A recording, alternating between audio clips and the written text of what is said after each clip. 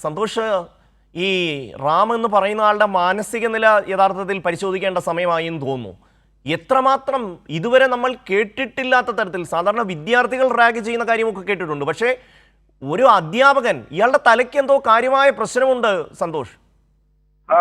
ഷമ്മി, കേരളം ഇതുവരെ കേട്ടിട്ടില്ലാത്ത വിധമുള്ള ഒരു സ്റ്റാഫ് റാഗിങ്ങിന്റെ വാർത്തകളാണ് ഇപ്പോൾ വിദ്യാർത്ഥികളുടെ പ്രതികരണങ്ങളിൽ നിന്ന് വ്യക്തമാകുന്നത്. ഓരോ ദിവസവും കൂടുതൽ വിദ്യാർത്ഥികൾ ഈ ഡോക്ടർ റാമിനെതിരെ പ്രതികരണവുമായി എത്തുകയാണ്.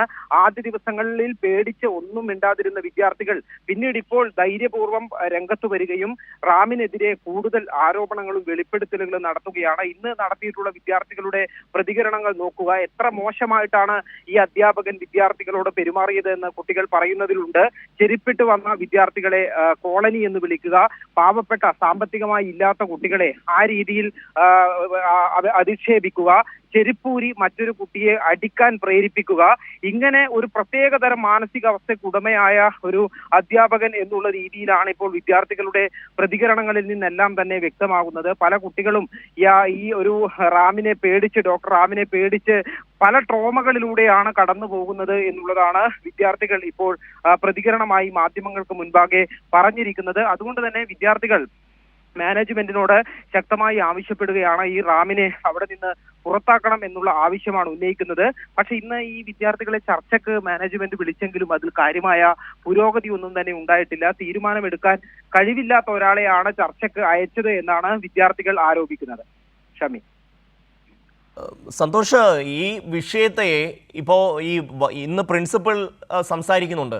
അദ്ദേഹം പക്ഷേ ഈ വിഷയത്തെ അഡ്രസ്സ് ചെയ്യുന്നില്ല. ഈ റാം എന്ന് പറയുന്ന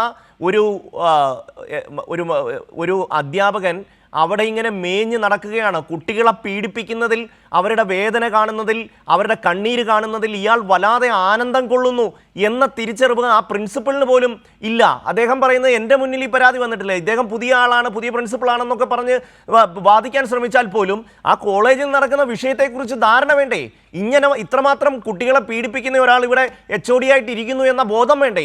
ആ വിഷയത്തെ സംബന്ധിച്ച് പ്രതികരിക്കാൻ അദ്ദേഹം തയ്യാറാകണ്ടേ? അതിൻ്റെ അർത്ഥം എന്താണ്? ഈ മാനേജ്മെന്റ് ഇയാൾക്ക് എല്ലാ സ്വാതന്ത്ര്യവും കൊടുത്ത് ഈ പീഡനം നടത്തിക്കുന്നു എന്ന് വേണം മനസ്സിലാക്കാൻ. കാരണം 1, 2, 3 വിദ്യാർത്ഥികളല്ല, ഇത് തുറന്നു പറഞ്ഞ ഇപ്പം തന്നെ എത്ര വിദ്യാർത്ഥികൾ തുറന്നു പറഞ്ഞു. ഇന്നലെ ഒരു കുട്ടി പറഞ്ഞത് ഇയാളെ അധ്യാപകനെന്നല്ല മൃഗമെന്നാണ് വിളിക്കേണ്ടതെന്നാണ് പറയുന്നത്. അത്ര അമർഷമുണ്ടോ വിദ്യാർത്ഥികൾക്ക് സന്തോഷ്?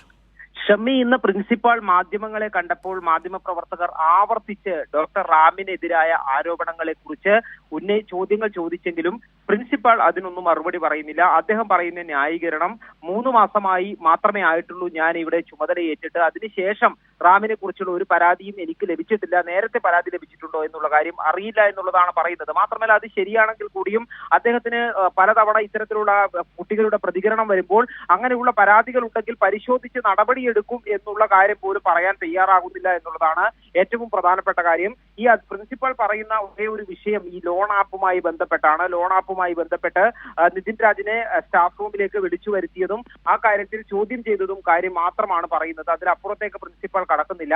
മാനേജ്മെന്റ് ആകട്ടെ ഇന്ന് വിദ്യാർത്ഥികളുമായിട്ടുള്ള ചർച്ചയിൽ ഈ ഡോക്ടർ റാമിനെ ന്യായീകരിക്കുന്ന വിധത്തിലുള്ള നിലപാടാണ് സ്വീകരിച്ചത്. ഈ ചർച്ചയിൽ പങ്കെടുത്ത മാനേജ്മെന്റ് പ്രതിനിധി പറഞ്ഞത്, ഡോക്ടർ റാമിന് കറുത്ത കളറാണല്ലോ, പിന്നെ എങ്ങനെയാണ് അദ്ദേഹം കറുത്ത കുട്ടികളെ അപമാനിക്കുന്നത് എന്നെല്ലാമുള്ള വളരെ വിചിത്രമായ ന്യായങ്ങളാണ് ഈ പ്രതിനിധി ഉൾപ്പെടെ ഈ ചർച്ചയിൽ പറഞ്ഞത് എന്നുള്ളതാണ് പറയുന്നത്. ഇപ്പോൾ വിദ്യാർത്ഥികൾ ഉന്നയിക്കുന്നത് വളരെ ഗൗരവമുള്ള ഈ വിഷയത്തിൽ ഒരു തീരുമാനം ഉണ്ടാകുന്നവരെ സമരം തുടരുമെന്ന് തന്നെയാണ്. വിദ്യാർത്ഥികൾ പറയുന്നത്, ആരാണ് ഇതിന്റെ യഥാർത്ഥ മാനേജ്മെന്റ് എന്നുള്ളത് പോലും ഞങ്ങൾക്ക് അറിയില്ല, അവരെ ഒന്നും ഇതുവരെ കണ്ടിട്ടില്ല എന്നുള്ളതാണ് വിദ്യാർത്ഥികൾ പറയുന്നത്.